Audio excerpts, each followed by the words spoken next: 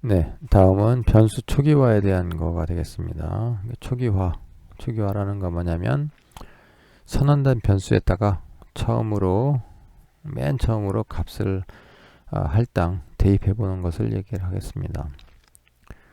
이 초기화는 숫자를 직접 넣어도 됩니다.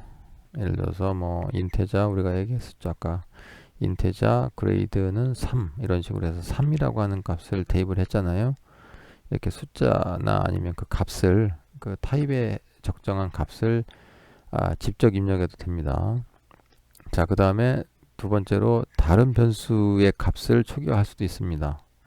즉 x는 y 뭐 이렇게 하게 되면 그러니까 인테자 x는 y 뭐 이렇게 이제 우리가 굳이 얘기한다고 하면 y가 정수일 때 y에 있는 그 내용물을 x에 그대로 넣어라 뭐 이렇게 이제 좀 이해하면 되겠죠. 그 다음에 수학식을 이용하여 초기화도 가능합니다. 인테자 x는 y 더하기 z. 요건 뭐냐면 y와 z에 있는 두 변수의 변수값을 더해서 그 결과물을 x의 초기값으로 넣어라. 뭐 이렇게 이해하시면 되겠습니다. 자, 예외가 좀 있는데요. 우리가 좀 눈여겨봐야 되는 겁니다.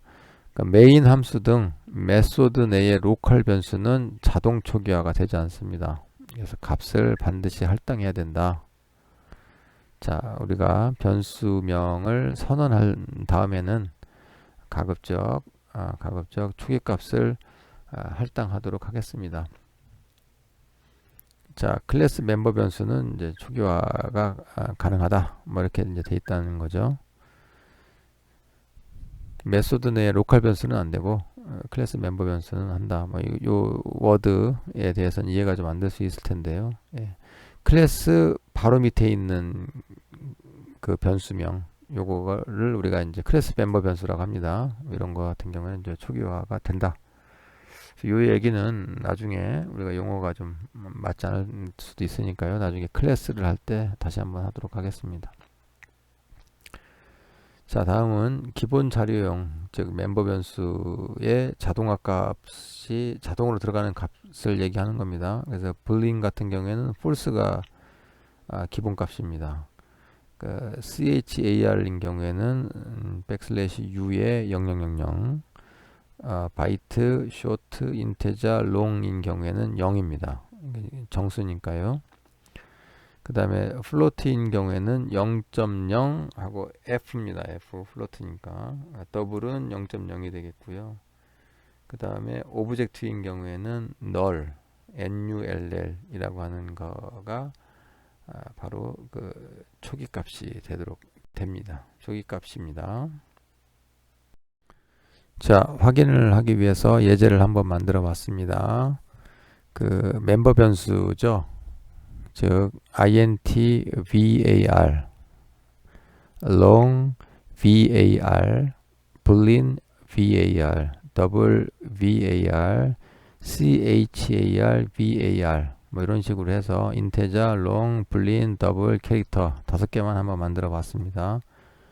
자, 위에 있는 5개 변수는 이제 멤버 변수이기 때문에 이제 클래스에서 쓰려고 하면 우리가 이제 스태틱이라고 하는 거를 써줘야 된다 해서 뭐 나중에 또 좀 추가를 해서 학습을 할 건데요. 일단은 뭐 그런가 보다라고 생각을 하시고 그대로 베끼면 되겠습니다. 스태틱을 뭐 이렇게 좀 설명을 하겠습니다. 한 겁니다.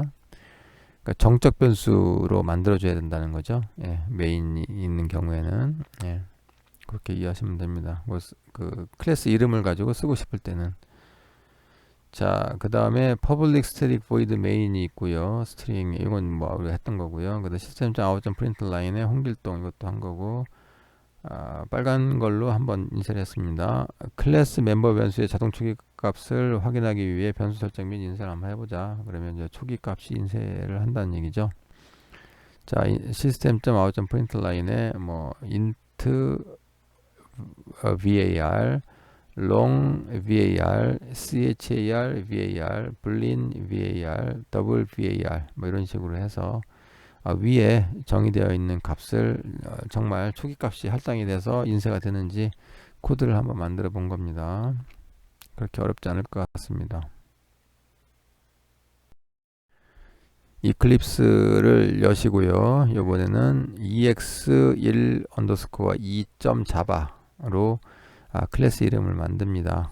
그래서 아까 그 1-1 언더스코어 1.자바를 하는 방식을 이미 학습을 했기 때문에 그 학습 내용들은 생략을 하도록 하겠습니다. 여러분들이 혹시 좀 궁금하시면 지난 강의 학습을 다시 한번 해서 클래스를 만들 수 있도록 하면 되겠습니다. 자, 방금 전에 설명한 코드를 그대로 입력을 한 겁니다. 그래서 보시면 1번부터 13번째 줄까지 13줄의 그 코드가 들어가 있는 것을 이제 우리가 확인할 수가 있게 되겠습니다. 그래서 이걸 이제 한번 실행해 본 거죠. 실행해 봤더니 우리가 아까 얘기했듯이 뭐 인테자 같은 경우에는 0, 초기값이 long도 0, 캐릭터인 경우에는 뭡니까 그 백슬래시 u에 0000이었었나요? 이게 없다는 거죠. 예. 그 다음에 불림 같은 경우에는 false, 그 다음에 뭐 더블 같은 경우에는 0.0이 이제 그 초기 값으로 할당됐다. 그래서 이거를 우리가 이제 눈으로 확인할 수 있는 거죠. 자, 예제를 한 번 더 해보도록 하겠습니다. 이번 예제는 ex1 언더스코어 3이라고 만들었고요. 아까 그 설명에서 초기화할 때 그 예를 들어서 멤버 함수 안에 들어가 있는 메소드 내에 있는 변수는 초기화하지 않으면 그 오류가 생긴다. 뭐 요거죠. 그래서 내용은 다 같고요. 중간에 인테자 그레이드라고만 써놓은 겁니다. 인테자 그레이드. 아까는 인테자 그레이드는 3 뭐 이런 식으로 해서 이제 초기 값을 이제 할당을 하는 건데 지금은 할당하지 않은 겁니다. 그때 이제 어떻게 되는지 한번 좀 보자. 그런 뜻이 되겠습니다. 네. 그 코드를 이제 우리 작성을 해야 되는데요. 이클립스를 열어서 ex1 언더스코어 3.java 뭐 이렇게 하시고 코드를 그대로 입력을 했습니다. 입력을 했더니 5번 줄에서 5번 줄 옆에 그 워닝 사인이죠. 워닝 사인처럼 뭐 이렇게 좀 하나 나와 있는 것을 알 수 있을 겁니다. 문제가 있다는 거죠. 네, 문제가 있다는 겁니다. 초기 값이 할당이 되지 않으면 오류가 발생한다. 뭐 그 얘기입니다. 그래서 실행을 해보면 뭐 실행은 되는데 인테저 그레이드에 대한 거가 위에 있는 것처럼 그 이렇게 워닝 사인, 경고 사인이 붙는다. 이걸 좀 고쳐야 되겠죠. 고치려고 하면 인테저 그레이드는 하고 값을 뭐 3 이런 식으로 해서 추가를 하면 될 겁니다. 자, 과제입니다. 예. 실습한 거가 2개 있었죠. 예. 실습 코드하고 실행 결과를 초기값에 대해서 완료하고 제출 요령에 따라서 GitHub 주소를 제출하시면 되고요. 그 다음에 세 번째 거가 오류가 있었잖아요. 그 워닝 사인, 그 워닝 사인을 없애도록 해라 해서 아까 힌트를 좀 준 것 같고요. 그래서 오류가 없어졌다 하면 실습 코드하고 실행 결과를 똑같이 제출하시면 되겠습니다. 오류 수정한 것도 올리시면 됩니다. 자, 다음은 변수끼리의 계산, 뭐 더하기 빼기 곱하기 나누기를 어떻게 할 거냐, 뭐 이런 거에 대한 그 얘기를 그 포스트잇을 이용을 해서 한번 설명을 해보도록 하겠습니다. 변수끼리 계산을 할 때 지금 하고 싶은 거 뭐냐면 합을 뭐 한다든지 뭐 곱슬 한다든지 뭐 이런 것들을 하고 싶은 겁니다. 그래서 예를 들어서 변수 2개를 놓고 2개의 합이 되는 값을 써라. 그러면 이제 포스트잇 3개가 있어야 되겠죠. 그래서 하나하나 해보도록 하겠습니다. 첫 번째 그 포스트잇 한 장에 번호가 이제 첫 번째니까 넘버 1이라고 얘기하고요. 왼쪽 모서리 부분에 볼펜으로 A라고 쓴다. 그러면 이제 변수명이 A인 거죠. 변수명이 A입니다. 그 다음에 중앙에 연필로 숫자 10을 입력하고 붙인다. 이게 노란색이기 때문에 노란색은 우리가 좀 그 정수형을 입력하는 것이다 라고 생각하면, 저장하는 것이다 라고 생각하면 10이라고 쓰면 연필을 썼으니까 뭐 고칠 수도 있겠습니다만 여하간 인테자 a는 10 뭐 이렇게 좀 이해가 되는 거죠. 자, 그 다음에 또 다른 그 노란색 포스트잇 하나를 더 뗍니다. 그래서 이걸 넘버 2라고 이제 우리가 이해를 하고요. 노란색이니까 여기도 정수를 넣는구나 라고 생각하시고 볼펜으로 왼쪽 위에다가 B라고 씁니다. B. 자, 그 다음에 중앙에 연필로 숫자 20을 입력을 합니다. 20. 그러면 이제 우리가 그 인테자, 노란색이니까 인테자, 변수명이니까 B는 값이 이제 20 이런 식으로 이제 좀 이해가 되겠죠. 자, 새로운 포스트잇 한 장 노란색으로, 여기도 이제 정수만 할 거니까 노란색이라고 생각을 하시고요. 넘버 3라고 우리가 명령을 하겠습니다. 왼쪽 모서리에 볼펜으로 C라고 쓴다. 예, C라고 쓰세요. 자, 그 다음에 이거 C라고 썼다고 하는 것은 뭐냐면 인테자 한 칸 떼고 C 여기까지만 돼 있는 거죠. 초기값을 할당을 한 거가 아닙니다. 자, 그 다음에 마지막 문장을 보도록 하겠습니다. 포스트잇 1과 포스트잇 2의 합 또는 곱을 포스트잇 3에 연필로 기록한다고 하면 그 값은 어떻게 되겠느냐. 여러분 머리가 좋으니까요. 합을 하려고 하면 어떻게 되겠어요? 첫 번째 것에는 10이 들어가 있고 두 번째 것에는 20이 들어가 있습니다. 그러면 10하고 20을 더하면 결과값은, 네, 머리가 좋으니까 30 바로 나올 겁니다. 자, 이번에는 곱을 한다 라고 하면 어떻게 되겠습니까? 좀 어려운가요? 10 곱하기 20, 그러니까 10을 20번 곱하면 정답은 200이 되겠죠. 네, 뭐 이런 식으로 머리가 좋으니까 해서 그 노란색 포스트잇을 이용을 해서 변수와 선언을 했고요. 그 다음에 선언한 값들에 대한 그 연산, 더하기 빼기, 곱하기 나누기를 할 수 있다. 그것을 지금 보여주고 있습니다. 자, 그런데 이것을 프로그래밍으로 한다고 하면 어떻게 되겠느냐. 특히 이제 자바 언어로 프로그래밍을 하려고 하면 어떻게 되겠느냐 하는 거가 이제 우리의 숙제가 되겠죠. 과제가 됩니다. 자, 그래서 첫 번째 노란색 포스트잇 놓고 A라고 하고 10이라고 쓴 것은 굳이 설명을 한다고 하면 인테자 정수형, 그러니까 노란색을 우리가 인테자라고 생각했잖아요. 그래서 노란색 포스트잇 인테자의 정수형 변수를 A라고 선언을 하고 그 A에다가 값 10, 10, 즉 정수값 10을 할당을 해라. 그거가 맨 위에 있는 맨 위에 있는 네모 두 개에 대한 설명을 요 절차적 언어로 얘기한 거가 되겠습니다. 자, 다음에 두 번째인 경우에는 노란색 포스트잇에 B라고 쓰고 20을 넣는 거잖아요. 그래서 노란색이니까 인테자 정수형 변수로 B를 선언하고 B에다가 값 20을 할당해라. 뭐 이렇게 이제 이해가 되는 겁니다. 그러니까 3번과 4번 네모가 됐고요. 자, 그 다음에 마지막으로 새로운 포스트잇 넘버 3를 하라고 했잖아요. 이게 노란색이겠죠. 얘도 노란색이니까 볼펜으로 C 했기 때문에 인테자 정수형 변수 선언 C로 해라. 그 다음에 그 값은 이번에는 더하기만 하도록 하겠습니다. 더해서 A 값하고 B 값을 더해서 넣어라. A와 B 변수에 있는 값을 더해서 대입을 시켜라. 뭐 이렇게 된 거죠. 자, 절차가 됐고요. 그러면 이 절차를 우리가 자바 코딩을 할 수가 있을 겁니다. 그래서 첫 번째는 인테자 변수형 선언을 해라 했기 때문에 인테자 A가 되고요. A에다가 값 10을 할당해라. 그래서 A는 10, 두 개를 한 줄로 쓸 수 있죠. 인테자 A는 10 이렇게.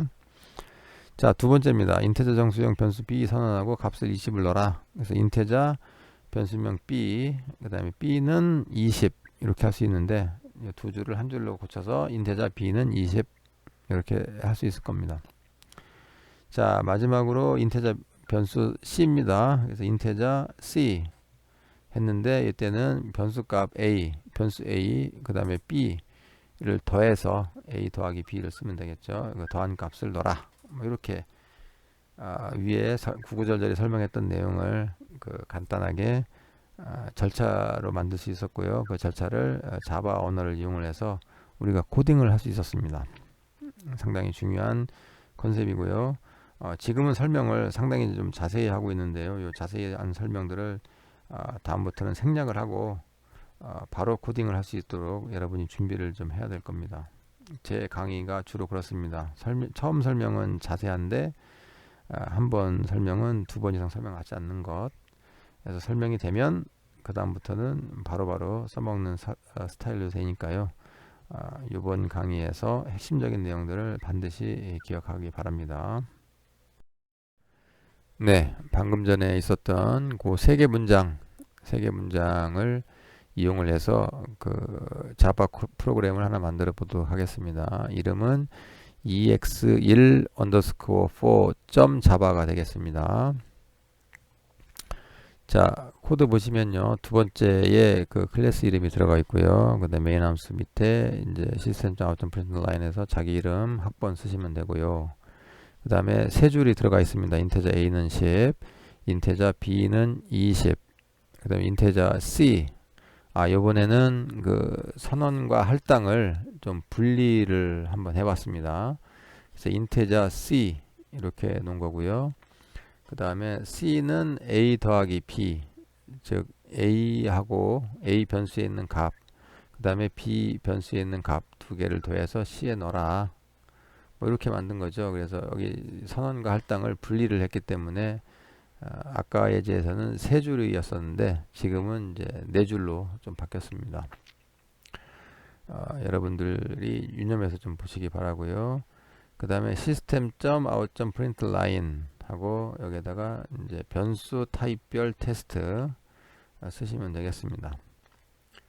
자, 그 다음에 이제 빨간 줄로 되어 있는데요. 요거가 좀 설명이 좀 필요합니다. system.out.println 하고 이번에는 설명문 콜론으로 되어 있는 부분이죠. 요 설명문과 그 다음에 변수명 간에 플러스라고 하는 말을 써서 그 문자열로 그 연결을 하는 그런 방식을 좀 보여주고 있습니다. 자, 보시면 그러니까 그 따옴표 큰 따옴표로 되어 있는 부분은 문자열이니까 그대로 인쇄가 될 거고요. 그 다음에 그 안에 변수값 A 좀 지나서 그 포스트잇 B의 값하고 플러스 B 또 다른 변수값이잖아요. 변수명이잖아요. 그 다음에 의 합은 플러스 C 뭐 해서 C라고 하는 변수명까지 여기 system.out.println 함수 안에 변수명 3개를 넣습니다. A, B, C 이렇게 변수명 3개를 넣은 거죠. 그러면 위에 있는 그 초기화된 값을 가지고 그 값을 인쇄를 한다는 그런 그런 개념이 되겠습니다. 자, 마무리 하도록 하겠습니다. system.out.println 하고 우리가 이제 설명문을 앞에 붙인 겁니다. 큰 따옴표 post-it A의 값 한 칸 떼도 되고 뭐 이꼴 넣어도 되는데 좀 글자 줄이려고 그냥 바로 쓴 겁니다. 값이 변수가 될 수 있죠. 플러스 A 그 다음에 또 플러스를 썼습니다. 그래서 그 따옴표와 변수명을 연결하는 그 컨캔티네이트라고 우리가 얘기하기도 하는데요. 이제 플러스를 쓰면 문자열이나 뭐 이렇게 숫자 간의 그 연결을 문자열로 바꿔주는 그런 명령이 되겠습니다. 플러스가 더하라는 의미가 아니고 문자열을 연결해라 이렇게 이해하시면 됩니다. 그 다음에 다시 플러스 문자열과 문자열 연결하고 있죠. 그 다음에 다시 그 큰 따옴표 한 다음에 포스트잇 B의 값 하고 또 B의 합은 C 뭐 이렇게 해서 앞뒤로 변수값 앞뒤로 그 설명문을 붙일 수 있는 그런 테크닉이 되겠습니다. 좀 장황하게 설명을 했는데요. 오늘 처음 나와서 설명을 한 것도 있고 다음에는 더 이상 설명하지 않도록 하겠습니다.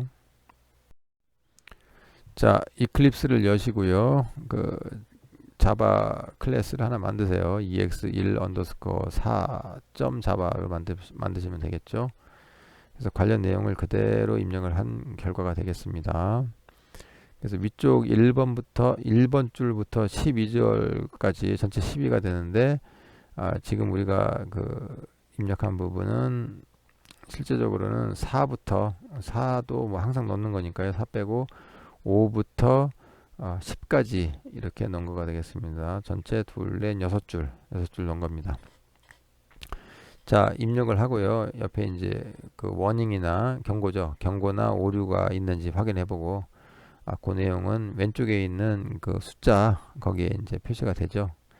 예, 없는 경우에 이제 그 오류가 없다, 그러니까 신텍스 에러가 없다라고 생각을 하시고요. 이제 실행을 하게 되면 결과가 나오게 되겠습니다. 첫 번째 줄에 그 콘솔 쪽 보시면 홍길동 나오고요. 변수 타입별 테스트 나오고, 그 다음에 마지막 줄에 있는 시스템 중 아웃점 패널 라인 내용이 나오게 되겠죠. 포스트잇 A의 값 10과 포스트잇 B의 값 20의 합은 30입니다. 그러니까 10과 20을 더했으니까 30. 뭐 이렇게 해서 우리가 정확하게 결과를 얻을 수가 있게 되겠습니다. 자, 이 실행 소스하고 과제 결과를 실행 결과를 과제로 제출하시기 바랍니다.